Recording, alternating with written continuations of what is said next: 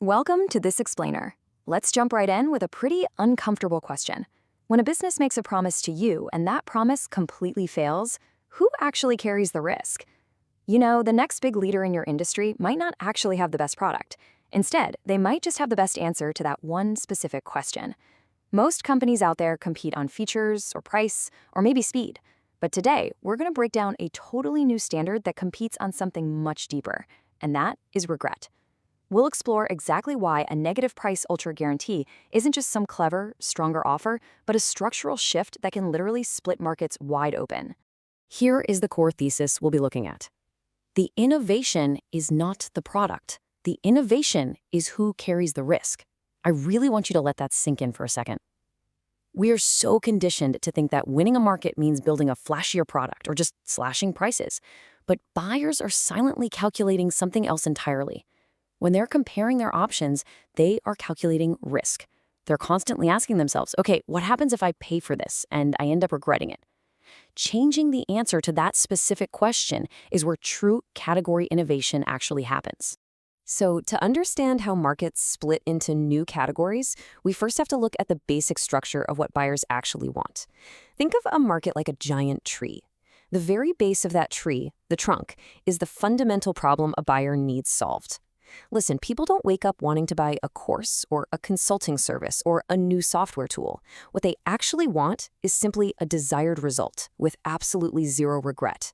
Regret is essentially a hidden tax in every single category. It means money lost, time wasted, or just that awful feeling of looking foolish for picking the wrong option. That trunk is just the pure desire for the result without paying that hidden tax. Now, growing out from that main trunk are different branches. These represent all the standard ways businesses try to reduce that feeling of regret for the buyer. And you're definitely familiar with these old branches. We see them literally everywhere.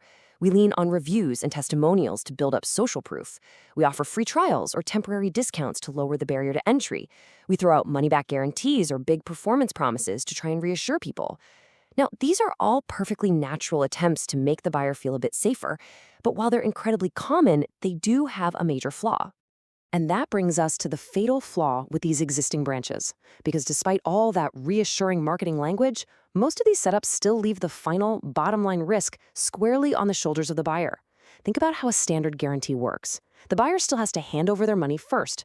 Then, if the product fails, they have to wait, they have to complain, they have to prove that there was an issue, and usually fight just to get their own money back. The actual imbalance of risk hasn't changed at all.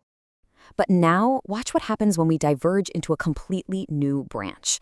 A negative price guarantee completely flips this fundamental equation. On one side, you have your old category. The core message there is always some version of, trust me. The buyer carries the risk. But on the other side, the negative price category, the core message shifts entirely to watch me take the risk. In this model, if the promised value isn't there under clearly defined conditions, the seller doesn't just hand back the money. They actually accept a defined consequence. They pay a penalty. The seller actually shares the risk. Just think about the powerful signal this sends to the market. This isn't just a normal refund with an extra dollar tossed in. It's not a flashy sales trick or a temporary bonus. It is a completely different rule of trust. The real message you're sending is, if we fail, we bleed too. When a seller steps up and accepts a penalty for failing, it completely shifts the dynamic. You're no longer asking the buyer to gamble their wallet. You are actively betting your own. And that proves your accountability in a way that words simply never could. Because this establishes such a fundamentally different rule of trust, it actually has the power to carve out a brand new category in the buyer's mind. It changes exactly how they compare you to everything else out there. You're no longer just a consultant with a refund policy. You suddenly become the pioneer of negative price consulting. You aren't just a course with a guarantee. You are negative price education or negative price SaaS. By actively naming and owning this specific risk structure, you aren't just tacking a new feature onto an old category. You are writing the rules for a completely new one. Now, obviously, this doesn't mean every single business out there can or should use this. And we really need to be absolutely clear on this next point. A new category is not created just by coming up with a catchy slogan. You can't just slap the words negative price onto your homepage and expect the entire market to instantly bend around you. Creating a true category split requires serious, genuine operational depth if it's going to survive any contact with reality. Clever language alone simply cannot hold up the heavy weight of true risk reversal. So to actually own this new association in the mind of a high-level premium buyer, a brand needs a few very specific elements to build out a credible category. First, it needs a clear name, something that establishes an easy-to-understand standard. Next, it needs a different rule, meaning it genuinely, actually shifts the final risk away from the buyer. Crucially, it has to have operational credibility, which means highly disciplined and predictable delivery.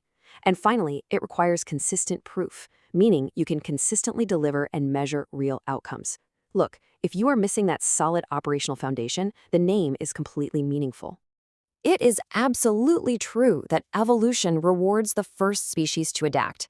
As you'll see, the first credible brand has the best chance to own the new association in the buyer's mind. But please notice that word, credible. Sure, being the very first one to say something bold might win you a brief moment of curiosity, but if your guarantee is just marketing theater and you can't actually fulfill the promise behind it, well, you don't become the category leader. You just become the first, highly visible failure. And this right here is what creates such a massive competitive moat for your business. Your competitors can easily copy your words, they can rip off your website headlines, and they can try to mimic your refund policy. But legacy businesses that are running on messy operations and hidden inefficiencies, they literally cannot copy this risk structure without bleeding cash. To successfully offer a negative price guarantee, you have to be remarkably efficient. Sloppy organizations simply cannot afford to copy you. Which leads us to a very direct and somewhat harsh truth. A negative price structure does not magically make a weak business stronger. What it does is make weak operations painfully visible. If you try to use this strategy just because the messaging sounds bold and aggressive, but your actual delivery is inconsistent, this standard is going to brutally expose your organization. You will be paying out penalties left and right until you either fix your broken systems or you just go out of business entirely. So before you even attempt to build out a negative price category, your business has to face this operational reality head on. You are going to need incredibly clear, unambiguous promises. You need solid systems in place to track measurable outcomes. You must have deeply controlled failure rates, extremely fast remediation processes for when things do go wrong, and a mathematically defined risk cap so that you ensure financial sustainability. Remember, this is an operational strategy first. The marketing strategy comes second. Let's bring it all back to our core thesis to really anchor the takeaways from this explainer. The innovation is not the product. The innovation is who carries the risk. When you do the hard work to finally align your operations so that you can take on the true risk of failure, you start attracting a very specific, highly desirable type of buyer. You attract the skeptical, premium buyer, the one who is totally allergic to hype but highly willing to spend money when trust is genuinely earned. They aren't hunting for the cheapest price, they are gladly paying for certainty. So if you have real offers, you have real numbers, and you actually have the courage to make true accountability a core part of your category, it might be time to see exactly where you stand. You can apply for the -1 diagnostic by following the link we've provided down in the description, or just by heading over to negbook.com/negativeprice-standard. It is time to stop paying for empty promises in the market and start paying for actual proof. I want to leave you with this final, somewhat provocative thought to chew on regarding your own position in the market. Are you building a true risk-reversing category that actively forces your competitors into a corner? Or are you just putting out another weak offer that leaves all the downsides sitting right on the shoulders of your buyers? Thank you so much for joining me for this explainer. Take a really close look at your operations and decide who should truly be carrying the risk.